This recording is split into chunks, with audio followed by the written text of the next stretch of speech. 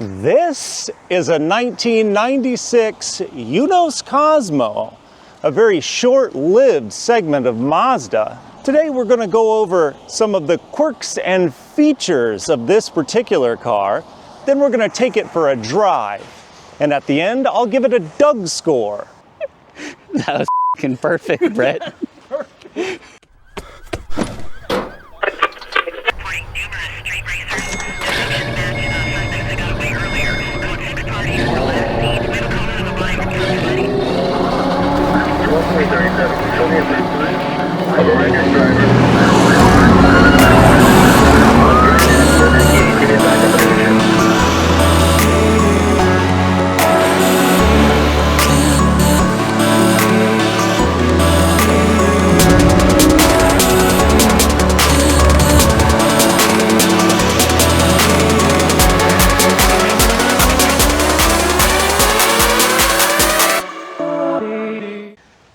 All right, guys, so we clearly got Doug DeMiro to start this video for us. No, not really. Thank you, Doug, for all that you do for the car YouTube community. So we've got Brett here with us today. We have his beautiful 1996 Eunos Cosmo. He's been taxiing us around Happy to do it. All of Mount Fuji area, and so we just got some shots earlier. So I'm going to talk with him a little bit about his car here, why he decided to get it, what his plans are with it down the road, and as he said in the beginning, right, the quirks and features that make this car so special. So Brett kind of walked me through this. This is a limited production car, is that right? And this is obviously from the side badge a 3-rotor, is that right? Absolutely. So I don't know if they planned on it being a limited production or not, judging by obviously the fact that they tried to open a whole segment for Eunos, which they made a total of like maybe 6 different models at the time. Now, whether or not they continued or they wanted to carry this on through the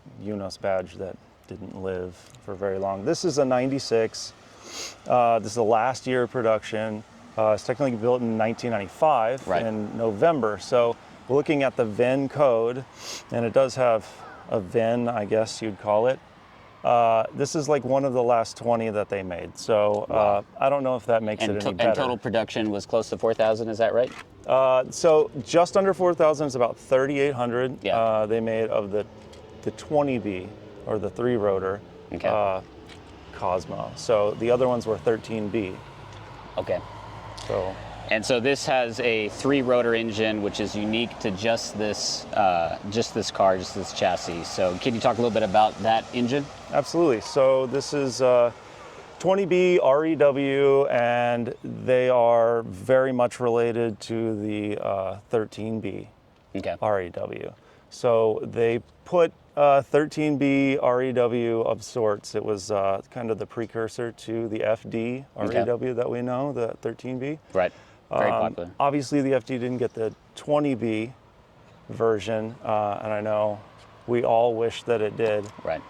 But much of what the FD has tech-wise, it owes actually to this car, because those kind were of heritage of it. Okay. Exactly. All those things were brought together when they created this car. This is a bubble car, bubble era car, which means that they built this during the bubble era in Japan. If you don't know what the bubble era is, that's basically the time in Japan where the economy was booming.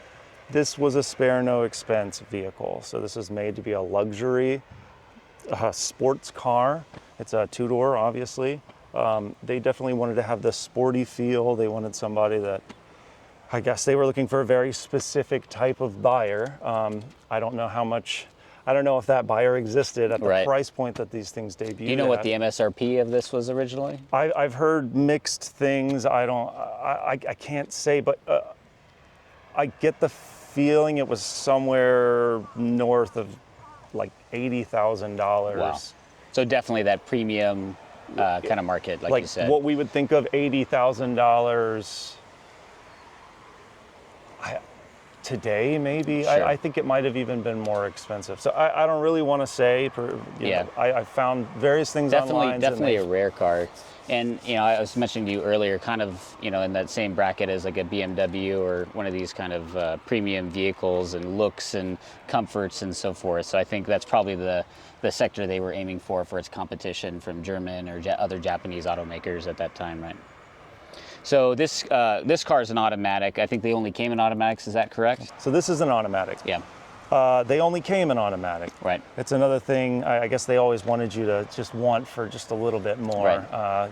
The FD would have been nice with the 2-rotor. This would have been really nice with a manual gearbox. Definitely a good kind of GT touring car.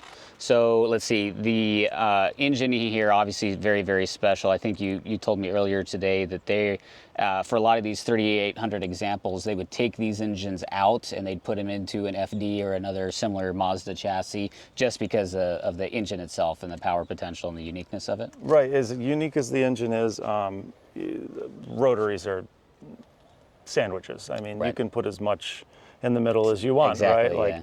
So this is the most rotors they ever put in a car. They didn't do it again. We hope that they will. But Right. so this is a 2.0. However, you do the displacement decide to do the displacement on a rotary, it comes out to 2 liters. Okay. And whereas if you were talking about like the 13B, obviously that's a 1.3 liter. So Right. you add one more rotor, it becomes a 2.0. The power output is similar to that of maybe a high-powered V6 or middle of the road V8. Okay. I think. Especially for that time, yeah. And again, this was gentleman's agreement around 300 horsepower or so. Right. So they only advertised the 290 PS That or whatever everybody else it had was. agreed to, right? So this is a very early gentleman's agreement car. These things were designed in 1989. This is what you're looking at is a 1989 design. So the wraparound dash, the wraparound seats in the back, this is all thought of in the 80s. Right. So it's very much ahead of its time, and it looks a lot more like if you ask me, I think it has more of like that early 2000s I feel, agree. don't you I think? agree, yep. Yeah, it's sort of like jumped over an entire decade. Yeah. So I think in that way it's very special. Very, very, very special. I agree. Rides like a dream. It's definitely a luxury feel. Sound deadening in there. That's another That's thing probably I got never quite a brought. bit, yeah. It sounds. I don't know if can't you hear know really this. any road We'll roll noise, the yeah. window down later, and you Yeah. can tell the difference between when you roll this window down and when you roll it back up. It's Yeah. like, Completely. it's yeah. so quiet in Yeah. here. Yeah. So clearly they did a lot of engineering for that kind of premium luxury feel on it. So how long have you had this car now in Japan? I got this in February this year. February this year. So you've been driving it for now 6 or 7 months from a part of our On and filming. off. Yeah. So what have you done to the car so far? What do you kind of hope to do with the car in the future? Nothing that can't be reversed. Okay. My entire goal on this car is to return it, to keep it in a stock configuration where possible. Okay. So I have most recently added a wideband to it. Yep. But I didn't hack through anything. There's no drilled Everything holes can or be anything. reversed, yeah. If someone buys this car, then they can have all the parts that I already have that I took off of them and put them right back, and it's just the way that it was when I got it, at least. Nice. Now, having that, there are some benefits. So I'm not going to upgrade it if there aren't some benefits. I obviously changed the wheels. The coilovers were on it when I got it. Yeah. They feel great. I have no Do you know reason what to brand change these those. are? I think they're an Auto X from what Okay. I've kind of researched, but they don't like explicitly say Say it on it, Auto yeah. X where I've seen. So, but it feels great. I mean, you guys can attest to that. Oh You- yeah, you it is rode an in it. amazing ride all through the hills here near Mount Fuji. Let's see, so kind of your perspective of the car in the last several months, what is your absolute favorite part about driving the car, seeing the car, things like that, and what do you not like about the car? So, I think just driving it. I don't know if there's any one specific thing, but it is just, it's excellent to drive. I can't You pin it. find I one really thing, yeah. can't pin it down. I agree. to one After specific seeing thing. it, It's being in it. so smooth on the power. Yeah. That's definitely a benefit. The transmission we were talking about, super smooth. It has a smoothness to rival. I'll do a hot take. Yeah. It will rival any German smooth engine. I would attest to that as well, driving a few of those. Changing the architecture of the engine completely to do Exactly, so. yeah. However, piston engines are still going to be piston engines, Yep. and some of the smoothest ones will be German. Yep. Much as I may not care for a German car personally, Sure. that doesn't mean that they're not buttery smooth on Yep. the transmission and A lot of engineering into those as engine. well. So I think just driving it is a dream. I mean, you really have to drive one. You Yep. have to know. It's such a shame that these cars were sort of, their heart was ripped. Right. And the car was kind of just, whatever. I wish I'd have been around for that. Could have Right. got so many good parts, right? But I think they're underappreciated. My personal feeling. Do I think it's the greatest car ever? No. Do I think that Mazda did better when they made the FD? In some ways, yes. In some ways, no. Sure. But So you kind of mentioned some of the modifications it does has. It sounds like this is, since it's a rare car with only 3,800 examples, there's kind of a limited aftermarket or a limited kind of set of what you could do to it outside of DIY your own To say parts the and least, so forth, yeah. right? And then certainly spare parts, I'm sure as well. So like NSX and others who are kind of smaller production numbers, just kind of suffering from that. Is there anything that you're trying to find specifically to help repair the car in that condition you wanted to keep it in? well, anything that's on the car that I deem to be, less than perfect, I guess I Yeah. would consider replacing. Yeah. That doesn't mean I'm going to go out of my way to just like find brand new everything. Parts for everything, right? But the number one thing right now, the A pillar kind of extends to the middle here, like right where that rear window is. That piece has been broken since I got it, so that'd Yeah. be the number one thing I'm looking for. I'd love to maybe refinish or get another one of the wood inlay on the top there. And you said that inlay, that's made in Italy for these cars? That was Yeah, made there? every single one of them, every single one of the wooden pieces on the dash that they put in any of these cars, they're Italian. There's a couple, and I say that because there's a couple of different grains that they went with, Right. and they were all from Italy. So Amazing, amazing quality on this car and just driver comforts.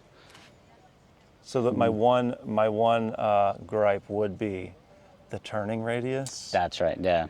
It's astonishing how bad.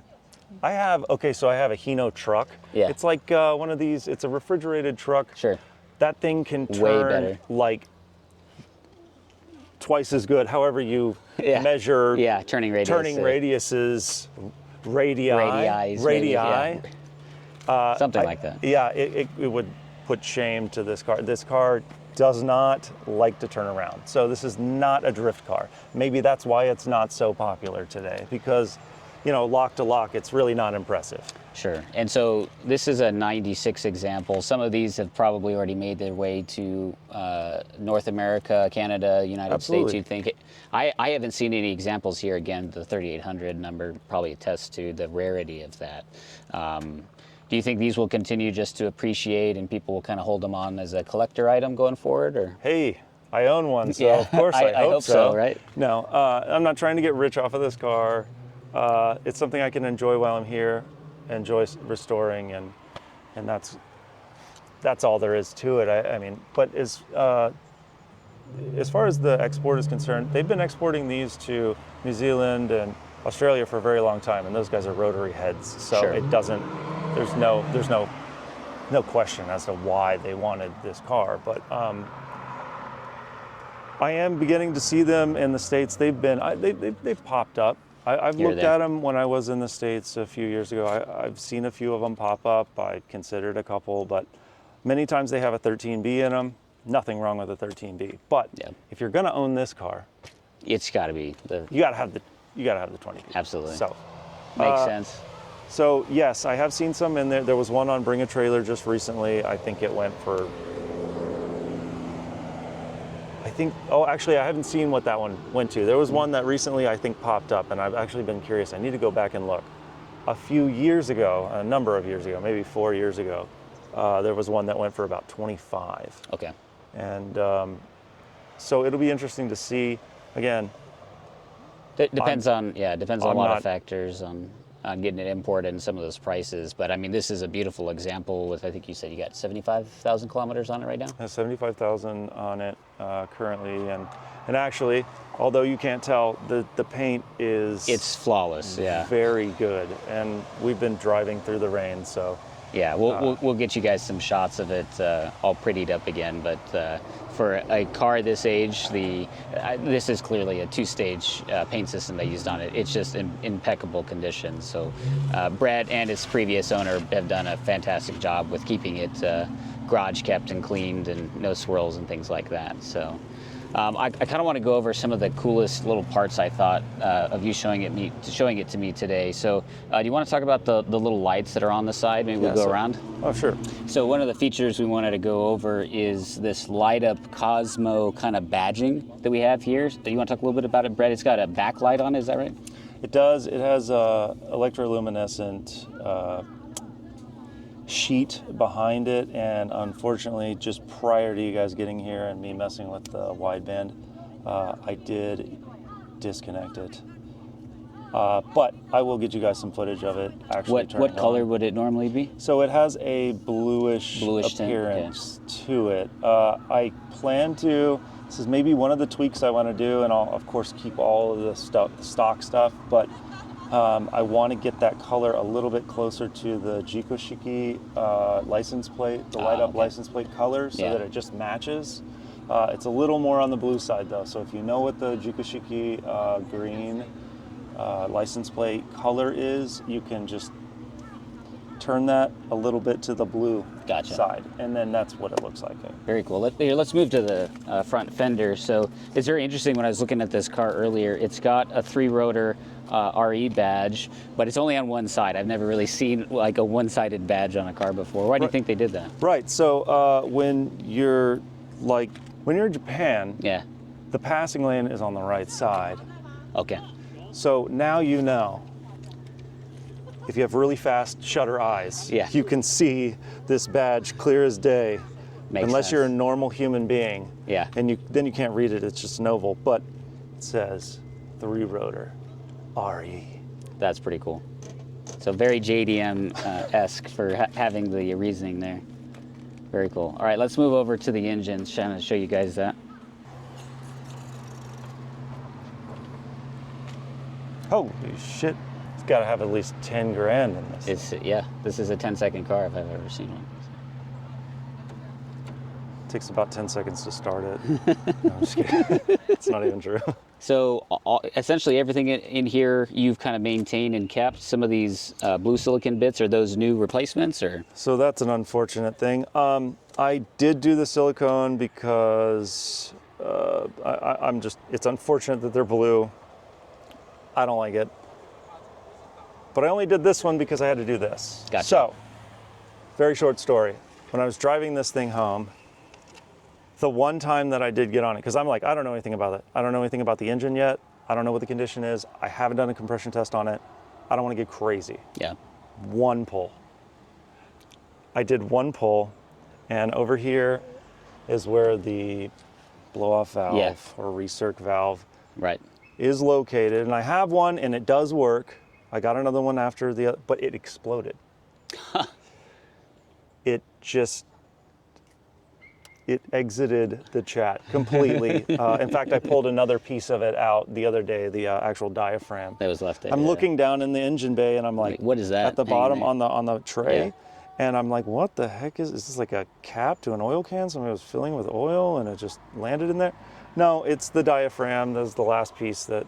So what happened was, it exploded. It looks, I don't know, have you guys seen like Greddy Type S blow-off valve? It's kind of in that similar shape, but all plastic. All plastic because plastic makes more sense in an engine bay where there's lots of heat. Absolutely. It gets fragile and breaks apart, especially under that kind of load. After 25 years, 30, plus, then, you know, plastic gets brittle. So the hat portion of it, if you're thinking about the Rarity Type S, that pink piece on the top, it just blew off, and then the diaphragm kind of went with it, and I never found So you've got a block off plate on that right now? Yeah, it's just a block off plate. There's nothing crazy done. There's no drilling or anything. And then I just went with a Turbo XS. This is the RFL's quieter brother. Okay. If you know the Turbo XS RFL blow off valve, that's it, but with a recirc attachment on it. And maybe I'll recirc it one day. But and this is a aftermarket intake, or? That was actually on it. Oh, very cool. Another In thing, carbon and everything too. It's carbon fiber. Amazing. Yes, and it's Auto X, I do believe. Once again. Yep. It has the filter inside there where you can't see, and I have no reason to change it. So yes, it didn't come with the factory airbox, so I don't have the factory airbox. Maybe I'll get one, but I haven't had any problems with this. The filter seems to keep it pretty clean from what I've seen. I've had some of these pipes off, some of these tubes, and it's clean as I would expect it to be. So that being said, there's no like oil, there's no like collection of oil from the turbos. I know you see a lot of that when you take off like hoses and things. I'm pretty happy with it, honestly. And this is an aftermarket strut brace? That came with the car, and Very I've seen cool. it so many times on so many Cosmos. I don't know if they just gave you a free one, if you just owned one. I don't know, but that is a very, very popular one. I do not believe that's factory. Like it's especially clearly for the color scheme. The boy girl thing that they got Right. going on. I think it's what RE, and then nobody knows how to say the rest. Maybe just slap your lips together a couple times and hope that's right. Very cool. Anything special with the headlights on these, kind of owing to the luxuriness? Actually, there is something special about these headlights. I had to rework them. So one of the things that I did when I first got the vehicle is I made sure that there wasn't spaghetti everywhere, right? Yeah. So when people own cars for a certain amount of time, they can't help it anymore, and they just have to do something, and then they put stupid HIDs in it that ruin the headlights. And they had ballasts, they had relays, they had relays for their relays, they had regulators. I have a box I'll have to show you of all the stuff I pulled out from the headlight, from behind the headlights and stuff, just to drive those HIDs. And not only HIDs, but the driving lights as well, those yellow lights. It did have something in there, and it was so easily, it wasn't easy to pull all that spaghetti out of there. After surgery, everything was relatively stock, right? So I was really happy. They didn't hack into any wires or anything like that. So thank God for the that. housing, God forbid, But, I had to pull boxes and boxes that I'm like, what's this? If this is the ballast, then what are you, So pulling all this stuff out and then just very cleanly replacing it with a single LED and driver. Done. It's so much cleaner now. And the light projection, you guys will see because the sun's going down now. It's great. But nothing like groundbreaking with the headlights for the era, if that's what you mean. This is aftermarket. As I say, this radiator cover kind of seems like aftermarket as well, and that kind of helps just kind of seal it in. Like a lot of older cars, this would have been open, kind of seeing the front of the radiator and condenser. I don't know what they had there in the past. Okay. But this is quite obviously like aftermarket, and it does help channel the air through the radiator. So if you want to make the best out of your cooling, and this is like great information for anybody doing anything with a car. The first thing that people like to take out is the fan shroud. Don't do that. That's stupid. You're just beating up the air. It's just like it's not this. You need to channel the air. So taking out the shroud would make no sense. You need to funnel the air through. You need to create a low pressure system and a high pressure system.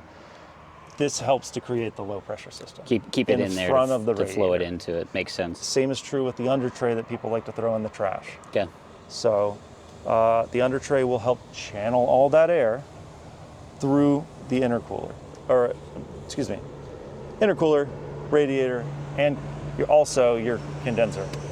So one thing we didn't talk about earlier, are you aware of many of the options you could have gotten from the factory for these different cars? Things like gearing for the rear, anything else option-wise that you're aware of? All the 20B models came with a limited slip rear diff. The 13Bs, it's kind of a mixed bag. It depends on when it was made. They actually do have 2 generations of this car, although both of them look the same. Okay. So this is the JC ES, which is the 2nd generation of this. Then they also, or before that, they had the JC ESE, okay? Just like you have an S15, and then you have like your HR34, whatever, those designations. Yeah. So they have different iterations. So if you have an earlier model, you may or may not even have the limited slip in your 13B rear end. Some other options. This is fun fact, this is the first car they claim to have ever been launched with a factory installed GPS, which this one doesn't have, so I can't show you that.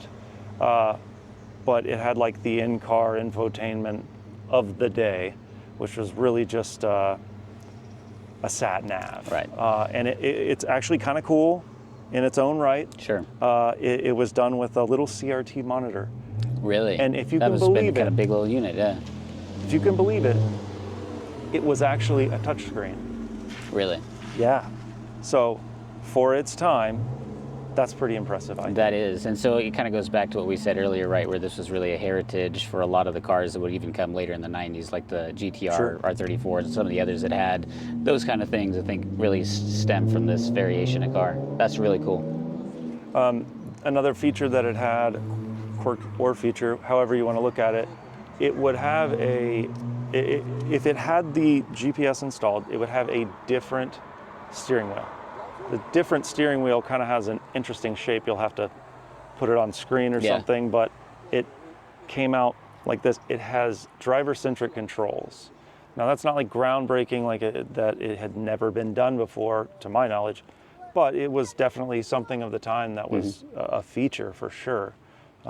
Having this sat nav and then also being able to control your volume, your air conditioning, and whatnot, all just on the steering wheel. Very cool. And were there at that time, were there any transmission features on there, or was it still all right on the center console? Nothing transmission was on the steering wheel, but there's one, I'm scared to say it because I don't know if it's true, but there's one feature of the transmission where supposedly when you push the button on the shifter that I showed you, it changes not only the shift points, but I've read, and it could be untrue, it also supposedly changes the timing, whether that's true or not. So that's a remap or another map in the ECU that it would go to. Okay. And again, kind of a performance-oriented mode, a sport mode, so to speak, at least for the Air. Right, and plenty of cars have a sport mode, right? Right.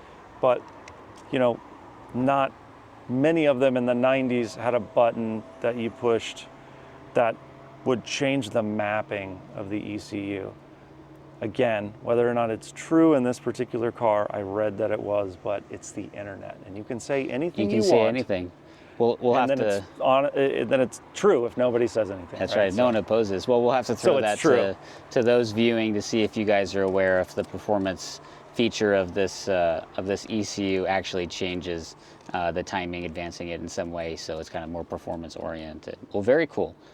All right, guys. So we've walked through a lot of the different features for this beautiful Cosmo 1996. Man, it's just exquisite standing here next to it in this beautiful country next to Mount Fuji, seeing the paint, seeing the craftsmanship, having Brett kind of walk us through it, drive us around today. Really appreciate it, Brett. Thank you for your time and showing us this beautiful car. So. Yeah, thanks for coming out here. This gave me some reason to use my leave. I never do anything for myself, and I'm happy to do it. Happy to help. Well, we appreciate it. Just an example of a real JDM legend for everyone to see. So appreciate it. All right, guys, thanks for joining us on another episode for kind of a car special. So we're gonna go ahead and get out of here, get back to our hotel, and get some more driving in. So tomorrow we're gonna be viewing another kind of JDM classic and see how you guys think of that one. All right, let's go.